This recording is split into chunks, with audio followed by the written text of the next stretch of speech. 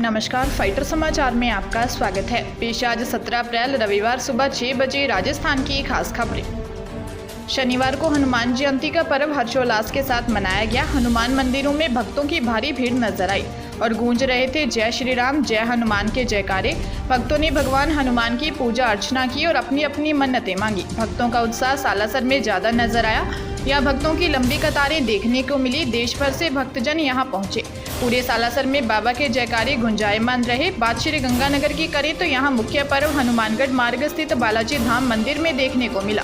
यह मंदिर के वार्षिकोत्सव व स्थापना दिवस के साथ साथ हनुमान जयंती हर्षोल्लास के साथ मनाई गई। यहाँ भक्तों की लंबी कतारें प्रातः से ही शुरू हो गई थी। मंदिर प्रबंध सेवा समिति द्वारा भक्तों की सुविधा और व्यवस्था के लिए सेतु पुल बनाया गया है। इस पुल से चढ़कर भक्तजन बाबा के द्वार पहुंचे। मंदिर में 4 दिन से लगातार चल रहे राम नाम संकीर्तन की पूर्णाहुति शनिवार शाम 6:15 बजे हुई। इस अवसर पर बाबा को 131 चूरमे की सवामणियों का महाभोग लगाया गया। चूरमे की सवामणियों का महाभोग लगाकर भक्तों में बांटा गया। समागम के दौरान लगातार सुबह शाम अटूट भंडारा भी चला। वहीं फलों की सवामणियों का महाभोग लगाकर भक्तों में बांटा गया। भारी भीड़ के बावजूद मंदिर प्रबंध समिति द्वारा की गई व्यवस्था सराहनीय नजर आई। 13 अप्रैल से शुरू हुए इस रामनाम संकीर्तन कार्यक्रम में बाबा के चरणों में मीडिया पार्टनर के रूप में फाइटर न्यूज परिवार रहा। पंजाब में मुख्यमंत्री भगवंत मान की नेतृत्व वाली आम आदमी पार्टी सरकार ने 1 जुलाई से घरों में 300 यूनिट मुफ्त बिजली देने की घोषणा की है। राज्य के सूचना एवं जनसंपर्क विभाग द्वारा शनिवार को विभिन्न समाचार पत्रों में प्रकाशित विज्ञापनों में यह जानकारी दी गई है। उपरोक्त घोषणा पंजाब में आप सरकार के 30 दिन के रिपोर्ट कार्ड से संबंधित है। राज्य में 300 यूनिट बिजली मुफ्त मुहैया कराना पंजाब विधानसभा चुनाव में किए गए आपके मुख्य चुनावी वादों में से एक था। मान ने जालंधर में कहा था कि 16 अप्रैल को खुशखबरी दी जाएगी। पंजाब कृषि क्षेत्र में पहले की निःशुल्क बिजली मुहैया करा रहा है। राज्य सभी अनुसूचित जातियों, पिछड़ी जातियों और गरीबी रेखा से नीचे के परिवारों को भी 200 यूनिट मुफ्त बिजली प्रदान करता है। किशोरी से दुष्कर्म के एक मामले में हनुमानगढ़ पोक्सो कोर्ट ने बड़ा फैसला सुनाते हुए आरोपी को 20 साल की सजा और अर्थदंड लगाया गया है। जानकारी के अनुसार साल 2018 में एक नाबालिग लड़की के साथ दुष्कर्म किए जाने का मामला सामने आया था। इस संबंध में न्यायालय के लिए पीड़ित पक्ष ने अदालत की शरण ली थी। करीब 3.25 साल बाद इस मामले में पोक्सो कोर्ट ने फैसला सुना दिया। न्यायाधीश ने फैसला सुनाते हुए आरोपी को 20 साल की सजा का निर्णय दिया। साथ ही 1,05,000 रुपये अर्थदंड लगाया है। उत्तर प्रदेश के प्रयागराज में एक दिल दहला देने वाली घटना सामने आई है, जहां एक ही परिवार के 5 लोगों की गला काटकर हत्या कर दी गई।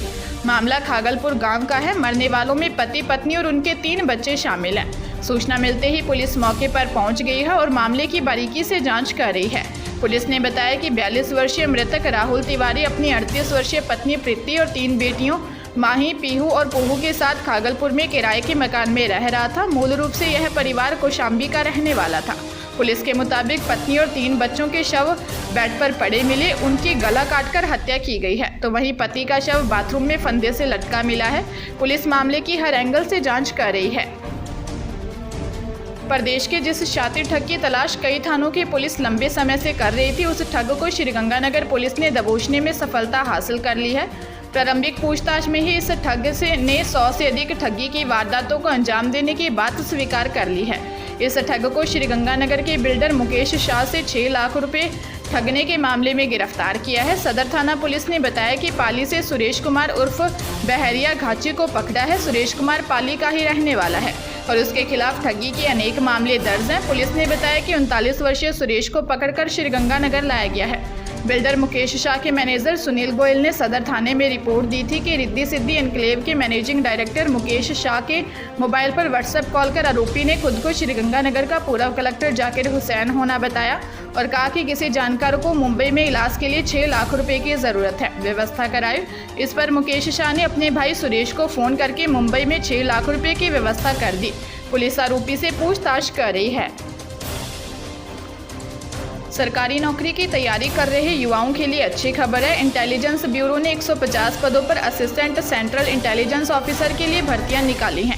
इसमें computer science and information technology के लिए 56 और इलेक्ट्रॉनिक्स और कम्युनिकेशन स्ट्रीम के लिए 94 पद हैं। 18 से 27 साल तक की उम्र के उम्मीदवार इंटेलिजेंस ब्यूरो की ऑफिशियल वेबसाइट पर जाकर 7 मई तक आवेदन कर सकेंगे। इंटेलिजेंस ब्यूरो के ग्रेड 2 टेक्निकल विभाग में असिस्टेंट सेंट्रल इंटेलिजेंस ऑफिसर पदों के लिए आवेदन करने वाले उम्मीदवार को किसी मान्यता प्राप्त विश्वविद्यालय या किसी अन्य तकनीकी शिक्षा संस्थान से संबंधित ट्रेड में BE BTech डिग्री होना चाहिए। उम्मीदवारों को पदों से संबंधित विषय में वर्ष 2020, 2021 या 2022 की गेट परीक्षा पास होना चाहिए। उम्मीदवारों का सिलेक्शन गेट मार्क्स और इंटरव्यू के आधार पर किया जाएगा। आज 17 अप्रैल को राजस्थान में इतिहास रचा जाएगा। शिक्षा इतिहास में पहली बार रविवार को बोर्ड परीक्षा होगी। 17 अप्रैल को 8वीं बोर्ड के परीक्षार्थी परीक्षा देंगे। 17 अप्रैल रविवार को गणित की परीक्षा होगी। 1 मई रविवार को हिंदी की परीक्षा होगी। 8 मई को रविवार के दिन 5वीं बोर्ड के परीक्षार्थी परीक्षा देंगे। पिछले दिनों परीक्षा के समय में बदलाव होने के चलते शिक्षा विभाग ने ये कदम उठाया। दरअसल 10वीं 12वीं बोर्ड की परीक्षाओं के समय में टकराव होने के चलते रविवार के दिन ये परीक्षा होगी। भीषण गर्मी को देखते हुए अभिभावकों और शिक्षकों को बच्चों की तबीयत बिगड़ने का डर था। अभिभावकों और शिक्षकों ने 8वीं और 5वीं बोर्ड की परीक्षाओं का समय बदलने की मांग को लेकर शिक्षा मंत्री से मुलाकात की थी, जिसके बाद परीक्षाओं का समय बदला गया था। राजस्थान पुलिस ने शनिवार को अपना स्थापना दिवस मनाया। इस मौके पर मुख्यमंत्री अशोक गहलोत और DGP ML लाठर ने RPA में परेड का निरीक्षण किया। मुख्यमंत्री गहलोत ने पुलिस अधिकारियों और पुलिस कर्मियों को पदक देकर सम्मानित किया। मुख्यमंत्री अशोक गहलोत ने राजस्थान पुलिस के स्थापना दिवस पर परेड में शामिल सभी पुलिसकर्मियों को बधाई देते हुए मुख्यमंत्री गहलोत ने कहा कि परेड बहुत शानदार थी। इस अवसर पर मुख्यमंत्री गहलोत ने खेल बजट को 50 लाख से बढ़ाकर 2 करोड़ करने का ऐलान किया। उत्सव फंड को 25 लाख से बढ़ाकर 1 करोड़ करने का ऐलान किया। DGP ML लाठर ने यह दोनों मांग रखी थी। अशोक गहलोत ने कहा कि कोविड में ड्यूटी के दौरान मौत हो जाने पर एकमुश्त 50 लाख हमने दिए। मेरा मानना है कि किसी भी कर्मचारी का प्रमोशन समय पर मिले। जो मांगा पुलिस विभाग ने वो हमने पूरा करने का प्रयास किया। श्री गहलोत ने कहा कि पुलिस दबाव में काम नहीं करे, किसी भी बड़े से बड़े आदमी की सिफारिश पर गलत काम नहीं किया जाए। प्रधानमंत्री नरेंद्र मोदी ने हनुमान जयंती के मौके पर गुजरात के मोरबी में वीडियो कॉन्फ्रेंसिंग के जरिए भगवान हनुमान की प्रतिमा का लोकार्पण किया। इस प्रतिमा की ऊंचाई 108 फीट है। लोकार्पण के दौरान प्रधानमंत्री नरेंद्र मोदी ने कहा कि आज के पावन अवसर पर भव्य मूर्ति का लोकार्पण हुआ है। यह राम भक्तों और हनुमान भक्तों के लिए बहुत सुखदायी है। उन्होंने कहा कि रामचरितमानस का जिक्र करते हुए कहा कि ईश्वर की कृपा के बिना संतों के दर्शन दुर्लभ होते हैं। PM ने कहा कि हनुमान जी अपनी भक्ति और सेवा भाव से सभी को जोड़ते हैं। उनसे प्रेरणा मिलती है कि हनुमान वह शक्ति और संबल हैं जिन्होंने सभी वनवासी प्रजातियों और वन बंधुओं को मान और सम्मान दिलाया। PM मोदी बोले, हनुमान जी एक भारत श्रेष्ठ भारत के सूत्र हैं। सीकर जिले के कोतवाली थाना क्षेत्र में सोना कारोबारी के काम करने वाला नौकर 1 करोड़ रुपए का सोना लेकर भाग गया। वारदात का पता चलने के बाद कारोबारी ने मामला दर्ज करवाया है। पुलिस अब सोना लेकर भागने वाले की तलाश में जुटी है। पुलिस के अनुसार महाराष्ट्र के सतारा जिले के हेवरवड़ी निवासी सूरज देशमुख की शहर में घंटाघर के पास नगीना मार्केट के प्रथम मंजिल पर दुकान है। सूरज देशमुख 18 से 20 कैरेट सोने को 24 कैरेट बनाने का कार्य करता है। परिवार में शादी होने के कारण वह करीब 1 माह पहले अपने गाँव महाराष्ट्र चला गया। दुकान की जिम्मेदारी वह महाराष्ट्र निवासी कारीगर प्रथमेश को दी गई थी, जिसके साथ वहां पर 2 कारीगर भी थे। वहां गांव से वापस आया तो उसे दुकान पर प्रथमेश नहीं मिला। उसने दुकान का रिकॉर्ड जांचा तो वहां पर 2 किलो 110 ग्राम सोना गायब मिला। पुलिस उसकी तलाश कर रही है।